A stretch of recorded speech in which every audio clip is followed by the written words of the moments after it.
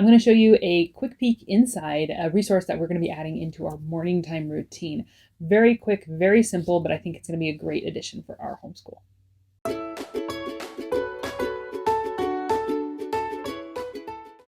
Hi and welcome. If you're new here, I am a young homeschool mom of 3 children, 2 of whom will be doing school this year with.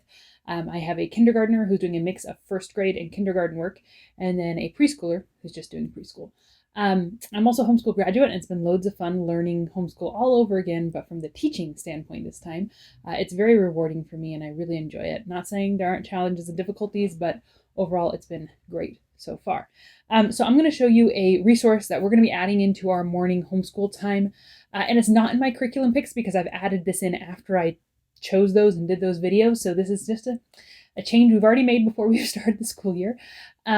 But it seemed like a quick and simple and very affordable addition that I thought would work well. So that is going to be my calendar book. And this is by Christian Light Education. I don't use their curriculum as a whole, but this seemed like one that I just wanted to grab and kind of add in.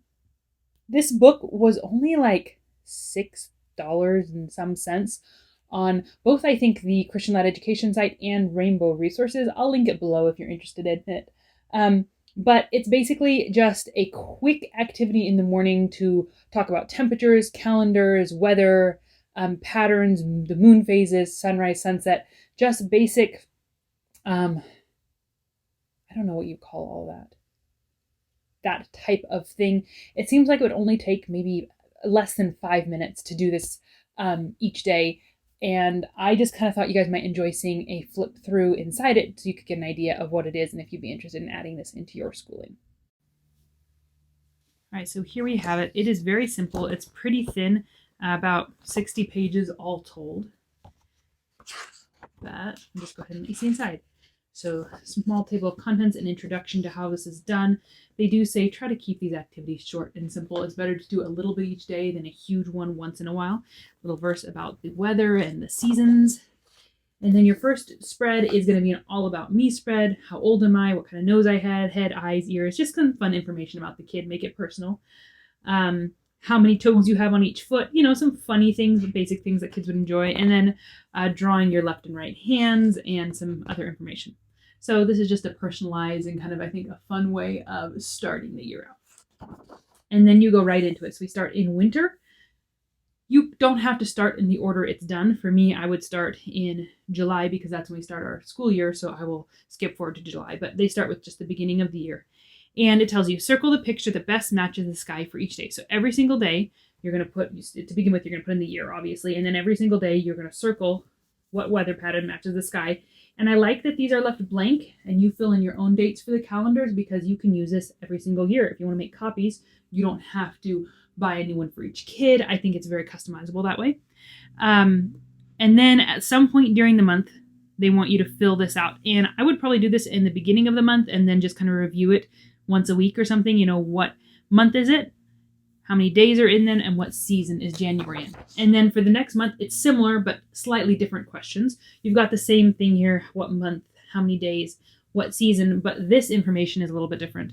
Again, if the weather was dry, or if it was raining, snowing, or hailing. March is wind levels, so circle the flag to see what level of wind it was each day. April is what direction the wind came from. May is the lowest temperature for each day.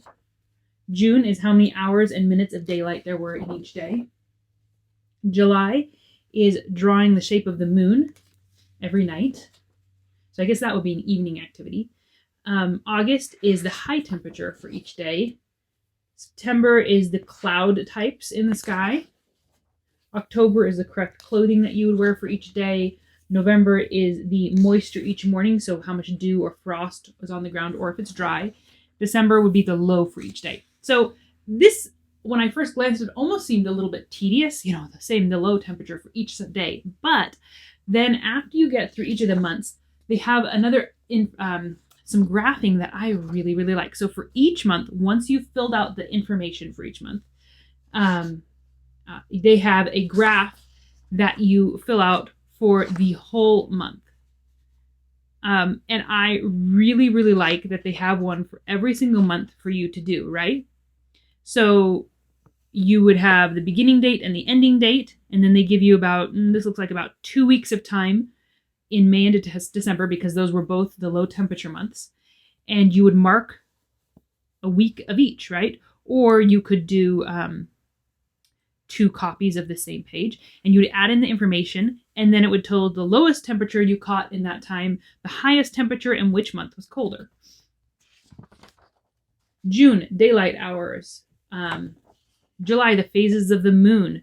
So I love that this ties in some information that then once you've tracked the whole month, the weather pattern, or the whole month, the phase of the moon, then you get to go back and make a graph and see overall what phase of the moon happened the most, what was the highest temperature, the lowest. So I think this actually ties it in really well and makes it a little bit less tedious when you know that then you're going to be filling out a graph that shows what actually was the most worn, or like, so seasonal clothing, you'll mark in how many of each of these you marked, which type was worn the most.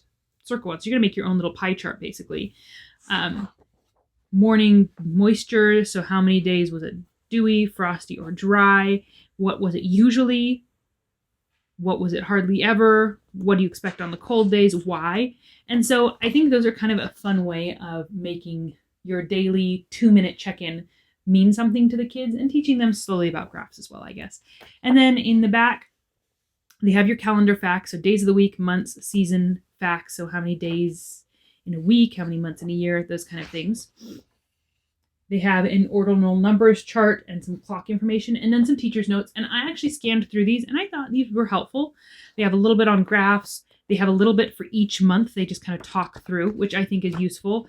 So if you're not quite sure what they're asking, I think this might be helpful for you. And then it has a calendar routine recommendation for periodically, and they don't necessarily say every single day, but they kind of have an introduction on it of things that you want to discuss with your kids. What is a calendar? What is a week? How many weeks does a calendar have? How many days, or what day is the first day of the week? What day of week is today? What day is the day after today? So some questions that you want to be going through with your kids fairly frequently. And then on ordinal numbers, information on the months of the year, information on special days of the month, birth dates, the seasons and months, the days of the week continued, measuring time by the calendar, the number of days and weeks in a month, leap years and days in a month. So some information that it kind of talks you through reviewing with them and the questions to ask and to be reviewing. So along with filling out your quick question of the day, you could come back here and just refresh some of these things with your kids and kind of make this your other information that you add into it. So that's it. It doesn't have a whole lot to it. It's pretty small, pretty simple. And I actually like that because I didn't want to add a huge chunk of time into our day, but something small and simple that can be working on their calendar, seasons, days, weather, all of that together seemed really useful to me. So hopefully that's helpful for you. Hopefully it gives you an idea if you're interested in using it. If that was helpful, please comment below and let me know if you've used this before and liked or not liked it. I would also be interested in knowing that if you want to comment that below. And keep your eyes open because I have more videos coming up in the next few weeks.